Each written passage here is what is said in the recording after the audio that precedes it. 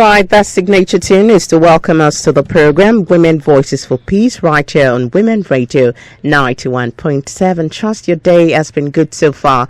I'd like to welcome you specially to the program that seeks to talk about everything that promotes the well-being of a woman. My name is Oludolapo Adewale, welcoming you to Women Voices for Peace on WFM 91.7. It's a great day to be alive. It's Tuesday, the 21st day in January 2020. Today on the program, we'll be looking at the UNSC Resolution 1325, exploring the Women, Peace and Security Resolution. That's what we're looking at on the program this afternoon. And today I'm not going to be doing the talking alone. I have a guest, and of course I'll introduce my guest shortly on the program. The United Nations, through various resolutions, recognizes the disparate impact that violent conflict has on women. It highlights the fact that generally women have been left out of peace processes, reconstruction and stabilization efforts.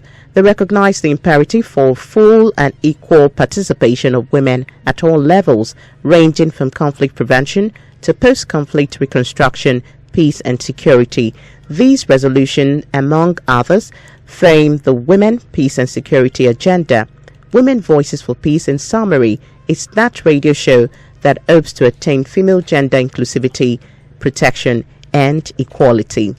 And of course, on that note, I'll be discussing on the program the UNSC Resolution 1325, exploring the Women, Peace and Security Resolution. That's what we're looking at today on the program. And my guest today is Dr.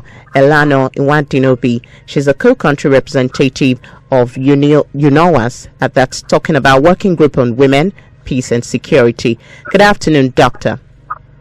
Good afternoon, Oludolapo. How are you today? I'm doing great. Welcome to the program. Thanks very much indeed. Okay. I would like you to start with, just before we get into the nitty-gritty of the conversation, I'll also like to throw the phone lines open for the women that are listening to us right now. I'd like you, if you have questions or you have things on your mind, especially as regards the UNSC resolution, things that you're not clear about, our guest is right here to provide answers to that. So please call us on our phone lines 07000 917 917 090 256 254 55. You can also reach me via text message and WhatsApp 0703 1756 537. Of course, we are very social. You can catch some of the comments made by my guests today on Twitter and of course on Facebook. Go to at WFM 917. The phone lines are open, so at the right time I'll definitely pick your calls on the program. The United Nations Security Council Resolution 1325 on Women, Peace and Security was adopted unanimously by the UN Security Council back then in 2000, precisely 31st of October. And the resolution acknowledged the disproportionate and unique impact of armed conflict on women and girls. It also stressed the importance of women's equal and full participation as active agents in peace and security. I'd like to rest my case on that particular matter because someone who is an expert in that field is right here on the line and will provide us insight into what it's all about. So, Dr. Elano, I would like you to shed more light on the UNSCR 1325 resolution on women. Thank you very much, Oludolapo. Just as we've said, this was a resolution unanimously.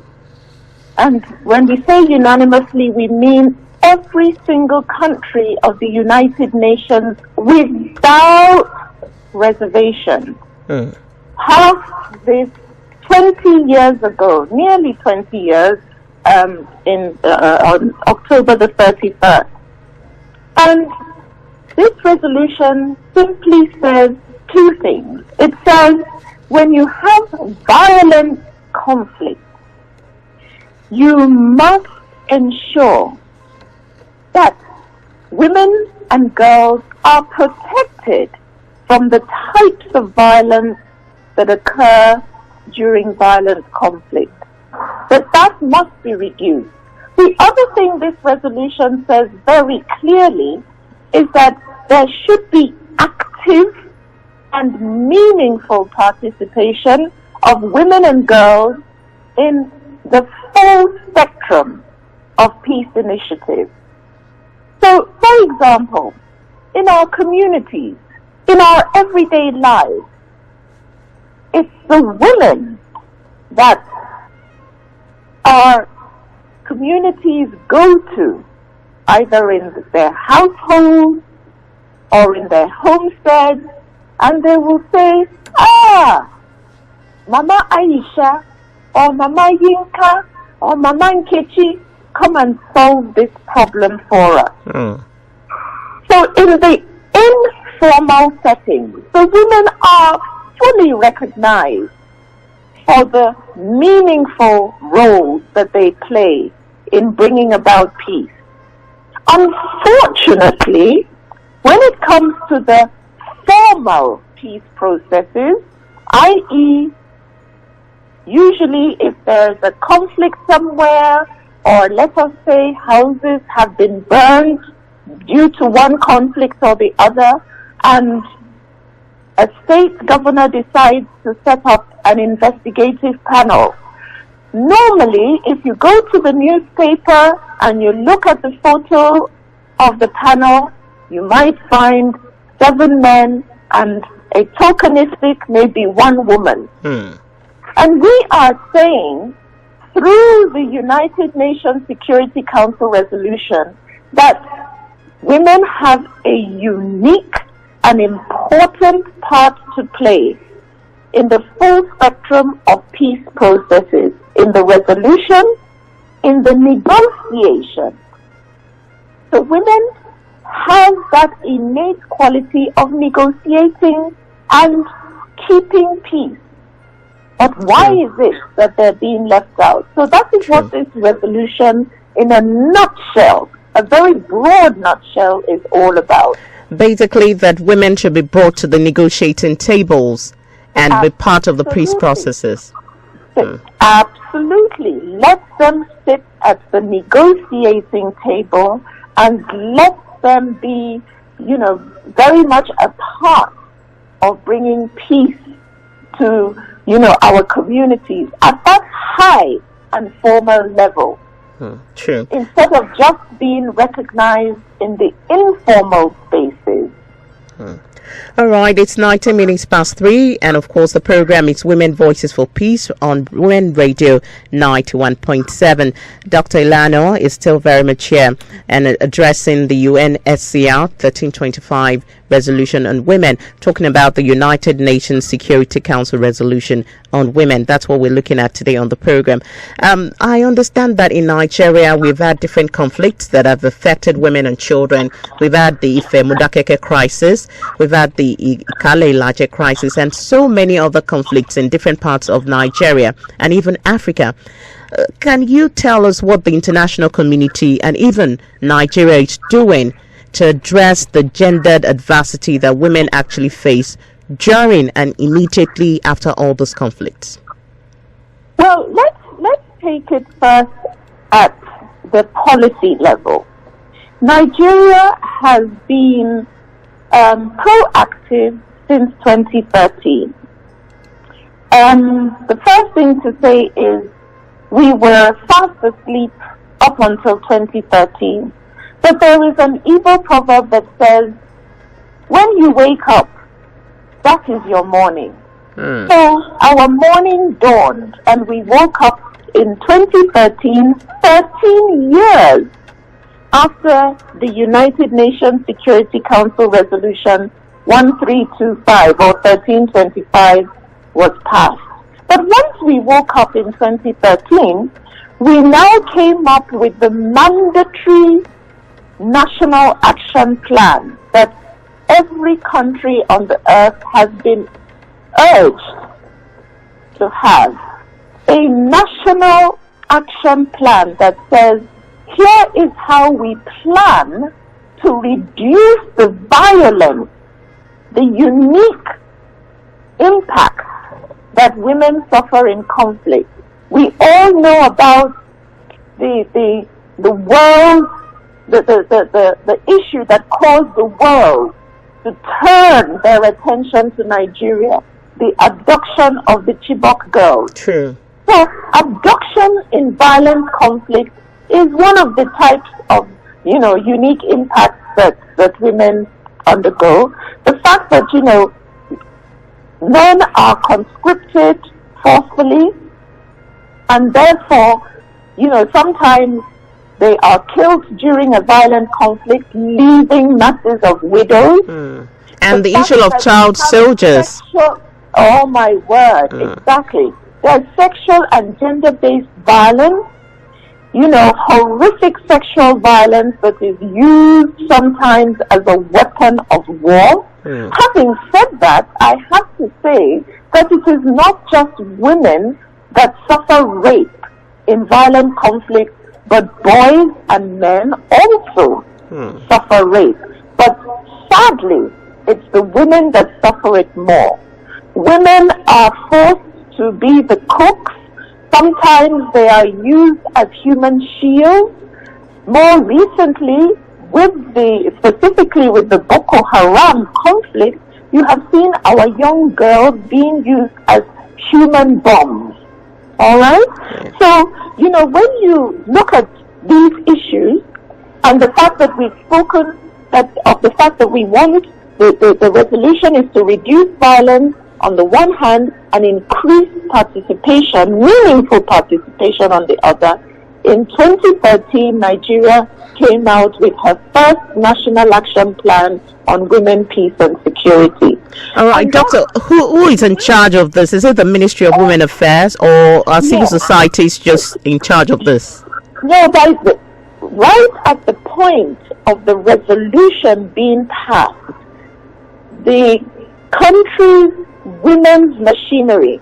So in some countries it's Ministry of Gender. In another country it's Ministry of Family. In Nigeria it's the Ministry of Women's Affairs and Social Development. Okay. So they are in charge of bringing on board a national action plan. And they did an incredible thing with the support of the UK government through a program called the Nigeria Stability and Reconciliation Program, as well as UN Women. Nigeria was able to hold consultations that would determine what a national action plan would look like. And the operative word there is action. How can we ensure that there is action around these two things we want to do? Reduce violence and increase participation. True, that's the word. That's the word. So the action plan ran from 2013 to 2016. That was our first national action plan. By the time that was drafted, we did not have this ugly scenario of female suicide bombers. We didn't have the issues around, the incessant abductions. So by the time that national action plan expired, Nigeria was able to now bring on board the second generation national action plan from 2017 to 2020 that now took into consideration preventing and countering violent extremism and looking at issues around female suicide bombers. And Nigeria is taking the lead in Africa. Why am I saying that? Nigeria has domesticated. In fact, we don't have only a national plan. We now have state action plans. Okay. So we have state action plans in Borno, in Yobe, in Adamawa. We have in Kaduna and Kano. We have in Rivers, Delta. We have in Bayelsa, Gombe. And we have in Kogi. All right. So, yes. So we have state action plans. And we also have in Plateau State. Plateau State is unique because Plateau State is on its second. But here's another thing why Nigeria is leading in Africa. Sure. Nigeria has further domesticated in some states, and they have local action plans. 3 states have their local action plans. Kano State has a local action plan, Plateau State has a local action plan, and Delta State has 3 local action plans. All right, Doctor, are there processes in place to make sure that the other states of the Federation that are yet to key into this, are there processes in place to make them also have their local action plan very, very soon? Yes, well, what is happening is, thankfully, we have had some peer influencing. So states that are contiguous to those who already have action plans are making efforts. So, for example, there is a draft state action plan in Enugu State. We have the fact that Kano State, the Women, Peace and Security Network, I haven't mentioned them before. Each state that has an action plan has a Women, Peace and Security Network, okay, as well as a network at federal level. These are civil society organizations who are working in the space of women, youth, peace and security. WANEP is one of them, and they have networks of civil society that monitor how the action plan is going. They assist with sensitizing exactly as we are doing today by having this radio program in sensitization. Awareness, absolutely. And they are the ones that also work hand in hand with the Ministry of Women's Affairs to bring about the state action plan.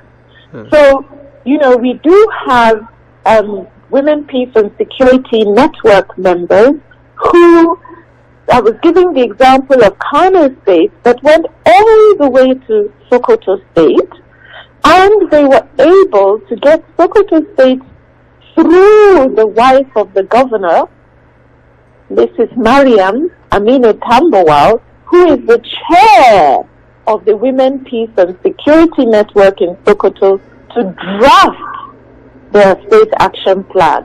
So we are waiting anxiously for that plan now to be launched, one in Sokoto and one in Enugu, that are coming on board. But as you can imagine, we have 36 states, and we would love all our 36 states to have the state action plan. True, and we hope to see that very soon. All right, it's 29 minutes past 3. The program is Women Voices for Peace, right here on Women Radio 91.7.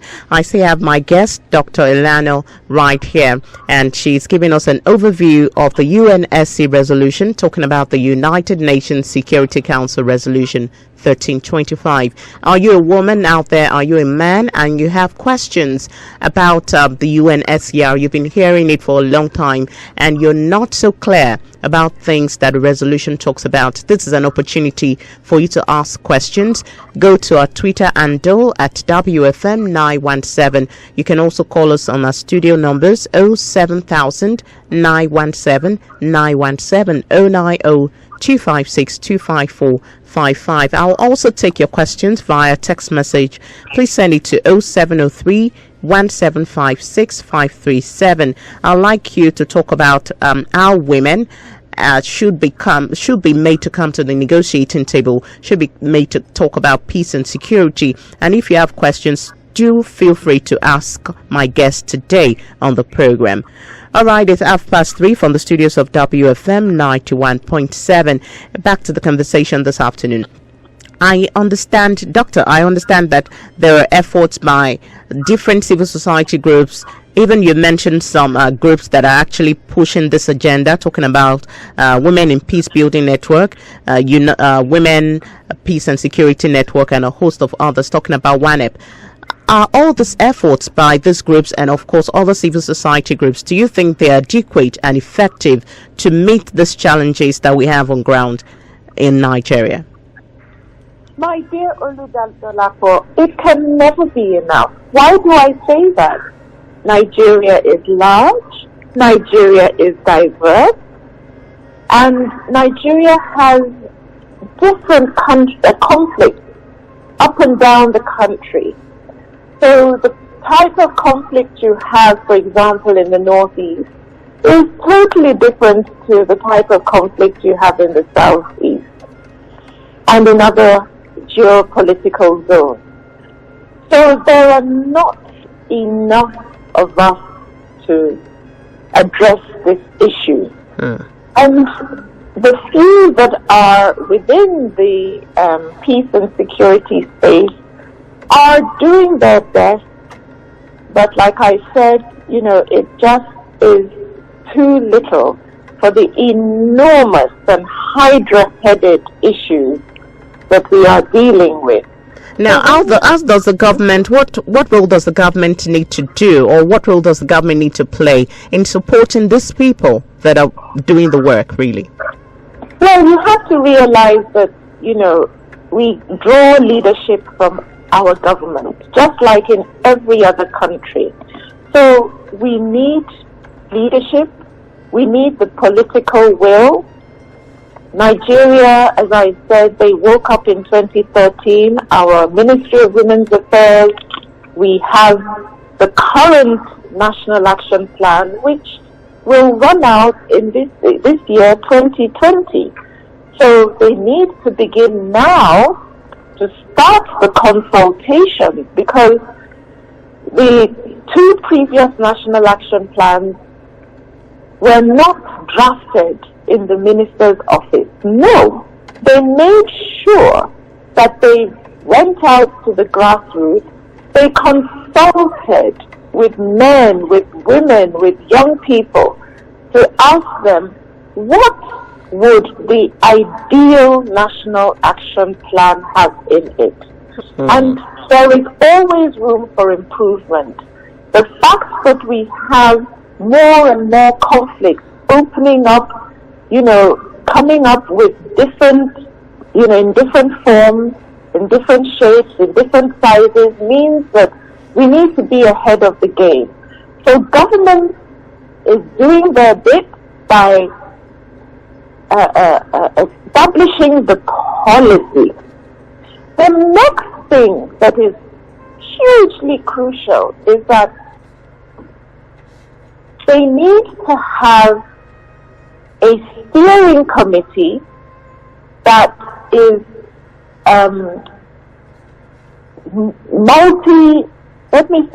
multi-departmental. So it shouldn't just be left for the ministry. Okay.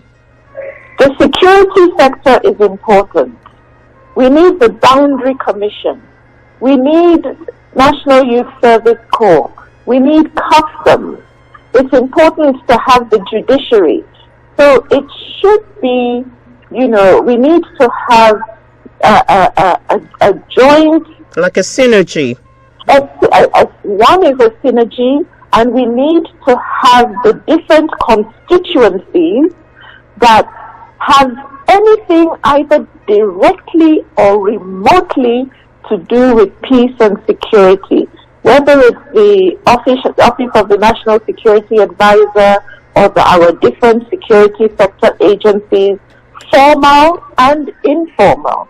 So, when you look at the fact that we have informal, agencies like the Civilian Joint Task Force, like HISDA or Association of Hunters, these are the sorts of people that, will need to be consulted so that the new and emerging issues regarding peace and security, we need to have the survivors. We need to hear from those who have suffered abduction, suffered, rape as a result of violent conflict. They will be the ones to bring their voices to the next iteration of our National Action Plan, to tell us, look, for this National Action Plan to be worth its salt, that they can tell us from their experience. We need people who have lived in an internally displaced person's camp. So it's not somebody who has not seen an internally displaced person's camp who will write an action plan. It has to be from a live experience, so to speak. It has to be from a live experience. Very recently, we were told the story of in northern Cameroon, where they are also going through issues of the Boko Haram conflict, where a practice called breast ironing is taking place, where young girls who are in their puberty and their breasts are just showing, that their parents are using hot iron to press on their breasts so that they will look more like boys and not be abducted by the Boko Haram fighters. Wow. So that's gross. That is gross. It's an emerging and new issue. So if we do not consult a survivor of breast ironing, for example, how will we prevent it in a national action plan? Do you understand? So many sides needs to be brought to the table to have hands-on. So many voices, and especially the voices of survivors. A situation where we have children who have been widowed twice. Because you have in some parts a culture of child marriage. So if a young girl has been married at the age of 13, Dolapo, and her husband is killed in violent conflict, she is a child widow. Now, if she is now taken by her abductors and married forcefully by her abductors, and then the army or security agencies now, in an attempt to rescue her, if they kill her abductor husband, she is still a child and a widow. Has become a widow a second time. And she, as a child, may most probably have children. So you have children bearing children. And the trauma that comes with it is not something that can be quantified. It can't be quantified. The stigma. A situation where children of the Boko Haram conflict are being called bad blood. True. All right, it's 21 minutes to 4, and of course the conversation has been getting interesting with Dr. Eleanor. She has been giving us different things to really ruminate and think about, even as we start year 2020, talking about the UNSCR at 1325. We'll be looking at different angles to it as the year goes on. But this particular episode is for us to have an overview of what the resolution really talks about. Now, I'll also like you at home listening right now, if you have a question or two, something that you're not so clear about the United Nations Security Council Resolution 1325, I'd like you to ask your questions right now. Please call us on 07000 917 917 090 256 25455. My guests will gladly answer your questions on the program. Please call us right now, and if you can call at the moment, you can send it as a text message to 0703 1756 537. It's still Women Radio 91.7, and check your time, is 20 minutes to 4. Back to my conversation with my guest. You know, on paper, you see that gender mainstreaming and gender balance, they are powerful and interesting concepts when you look at them on paper. But how does the implementation measure up in Nigeria? Would you say more women are filling the seat at negotiating tables and in peacekeeping operations since the passage of this particular resolution? Or do you think in Nigeria the resolution has fallen on deaf ears, basically? Well, the first thing to say is, let's separate out, gender mainstreaming from the participation of women. So the reason I say that is, all too often, once you say gender, people understand gender to be women. And it's not. And it is not. Gender looks at, the roles and responsibilities of men and women, and how, in this case, conflict affects men differently to women. Just like, in the opening time, I spoke about, rape as a weapon of warfare.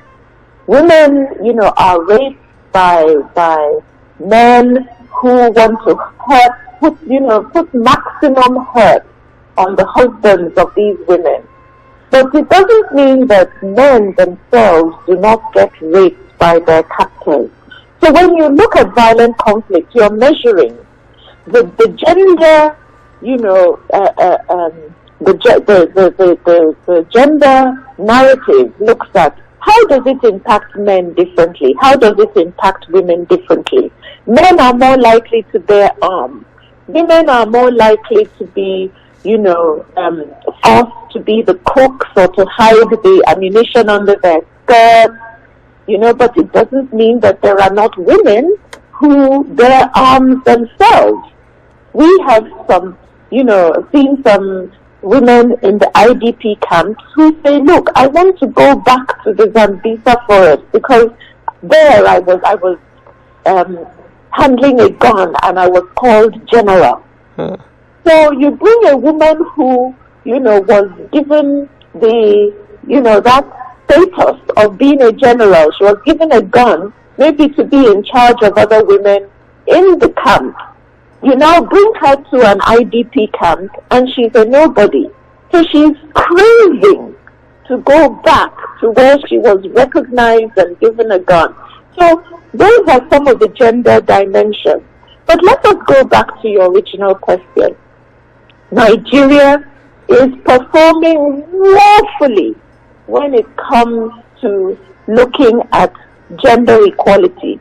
And this is a reflection of the fact that, we have our cultural inhibition and, really steeped and ingrained, where there is a son preference, where the boys are more likely to be the ones to go to school, and the girls in the homes are the ones doing the domestic work or going out to sell the pure water.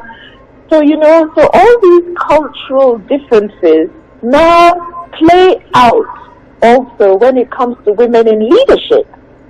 We have retrogressed in an embarrassing way when you look at the women who are in elected positions. Look at how, a female politician was, burnt in, arson in Kogi State. That's political violence, and all sorts of political violence that would, hamper women coming to elected posts. But, we expected that when it came to appointed posts, that we would have as many female ministers as male ministers. It's not happening.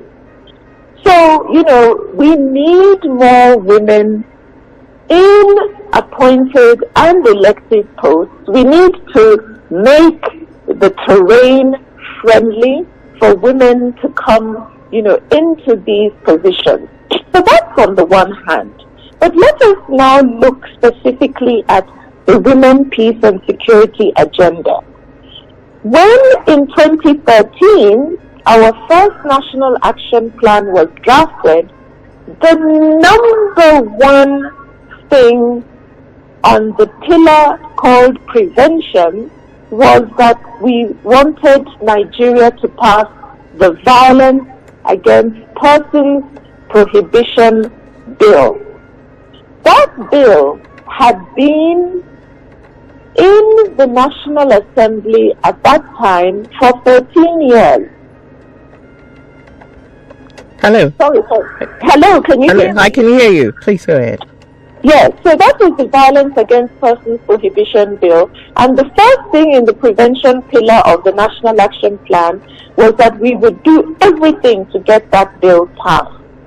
And thankfully, 2 years after our National Action Plan, in 2015, the Violence Against Persons Prohibition Bill was passed and signed into law, and today it is an act.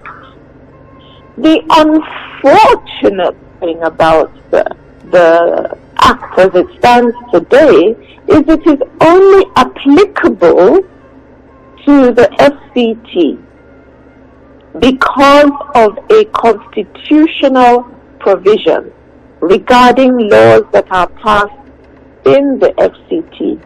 So now we have to go to 36 states to get them to pass the Violence Against Persons Prohibition Act. That would be a really big deal. I would like to know, do you think that there are obstacles that have prevented the successful implementation of what we're talking about today, the UNSCR 1325? Absolutely. Can you share with us some of the obstacles? Yes. Some of these obstacles I've mentioned before. Our cultural attitude, our cultural practice that inhibits women from being in the decision-making space, and it is that plays out when women are not in a position to now come to the negotiating table when you need to bring peace.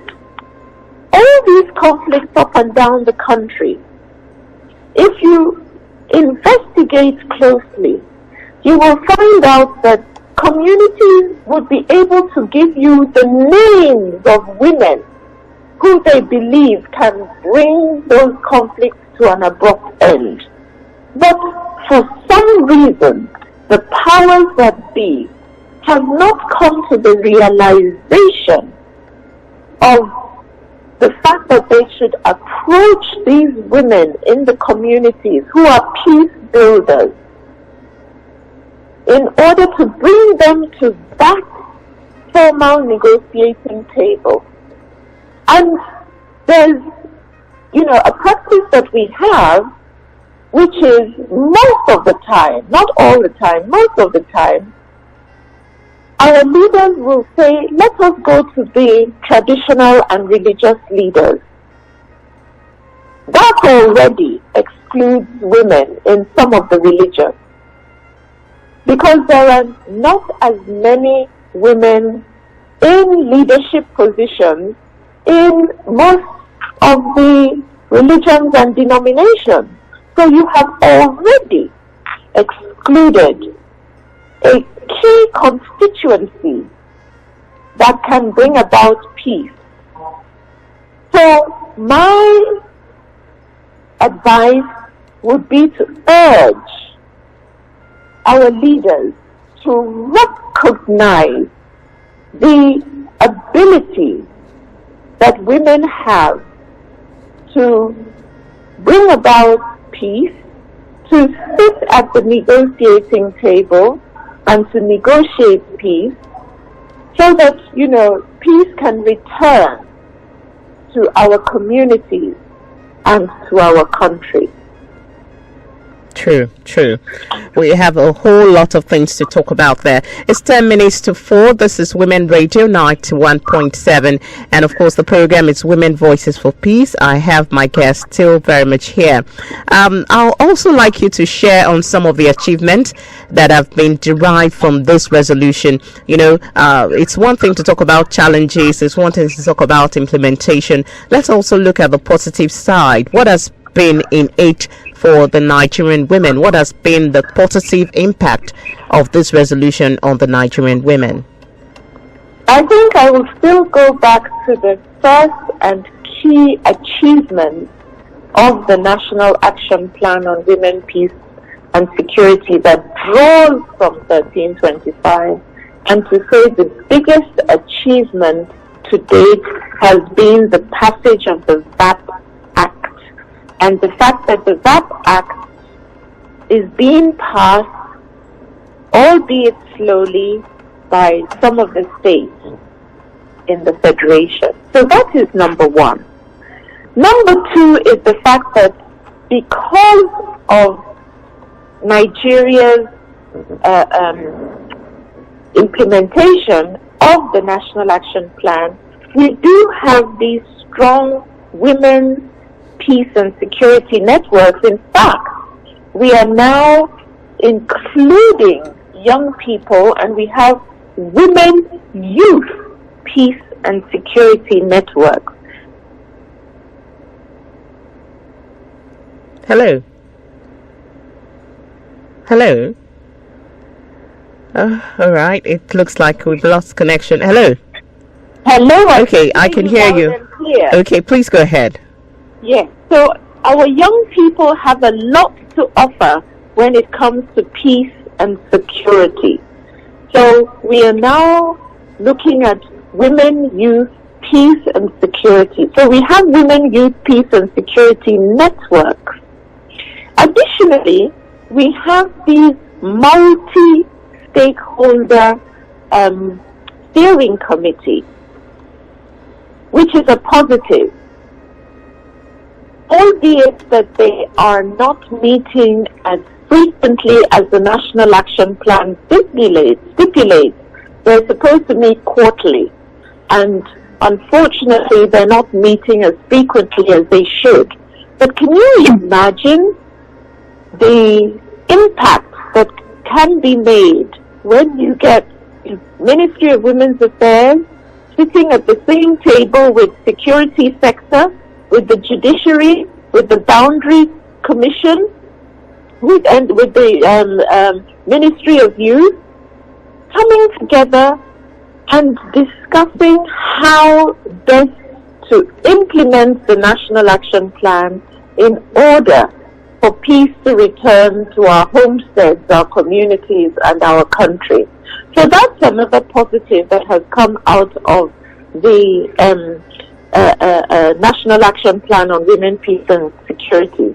The other thing to mention is the fact that, as I said before, Nigeria is now the gold standard within our region. In fact, a delegation came from Mali to study the Nigerian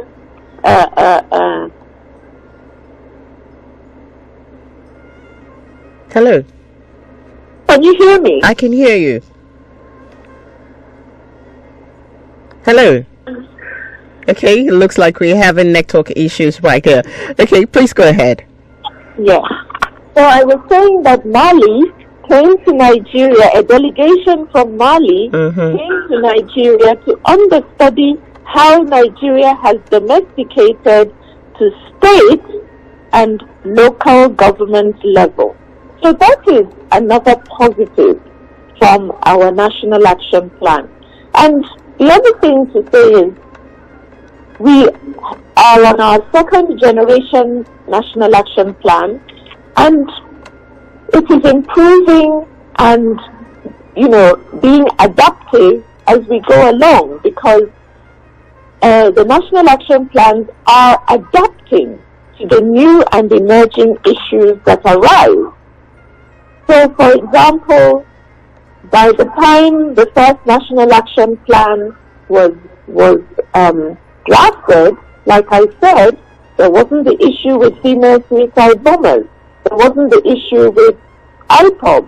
Now, the current National Action Plan is looking at issues around IPOB, is looking at issues around female suicide bombers, and by the time we have our third generation National Action Plan, which should, the drafting, consultation for drafting should be, coming on board soon, we will again be looking at, the emerging issues, especially the space of kidnapping up and down the country. Okay. All right. Thank you very much, Dr. Eliano Iwadinobi, for talking to us on the program today. It's been like an exposition for me and as well as to those listening to the program to all actually know the nitty-gritty of the UNSCR 1325, talking about the United Nations Security Council resolution. And we do hope that when we invite you again, you'll definitely talk to us on the program. Thank you very much indeed. Thank you. Dolapo. Thank you. Delighted to have been on the program. Thank you. And keep up the good work that you're doing. Much appreciated. I'll do my best. All right, thank you. Okay, that has been my guest for today, and of course, she's the co-country representative, Working Group on Women, Peace and Security, Eliano Iwadinobi. That has been my guest for today. Among the key provisions of the UNSCR 1325 for women, just like my guest actually highlighted, I'll just give you a summary of what she said. She said increased participation and representation of women at all levels of decision making.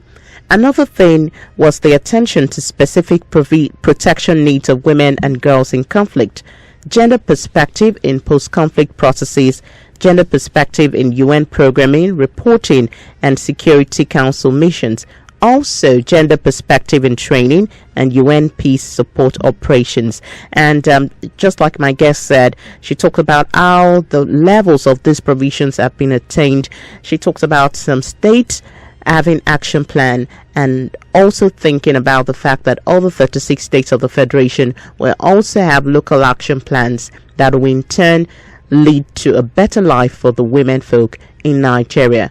Given the many challenges that are facing both UN and people, stakeholders in the UN, and of course women on the ground, it is clear that the UNSCR 1325, which of certainty has been a milestone in international community recognition of women's unique experiences in conflict and substantive peace-building capacity, will keep fighting for full participation of women in decision-making and peace-building processes, so long as women are prohibited from assuming decision-making roles at the international, national, and regional levels. It's against this backdrop that the Women Voices of Peace have come to provide a framework for the protection of women and inclusion of gender perspective in peace-building activities. Women Voices for Peace is sponsored by WANEP, West African Network for Peacebuilding, with support from the Norwegian Agency for Development Cooperation, NORAD, Women in Peacebuilding Network, WIPNET. Women of Voices for Peace holds every Tuesday on Women Radio, WFM 91.7, and it comes up at 3 p.m. And I would like to say thank you to my producers, Blessing Kale, Kels Okete, and of course Anthony Dalmeda. I'd like you to make a date 3 p.m. next week, Tuesday, by God's grace. My name still remains Oludolapo Adewale. Good afternoon.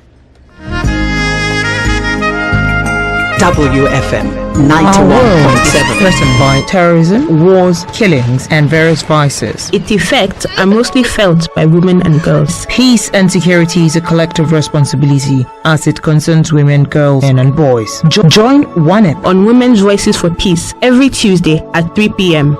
on Women Radio WFM 91.7 as we engage on issues of women, peace, and security. On Women's Voices for Peace on Women Radio WFM 91.7. WFM 91.7.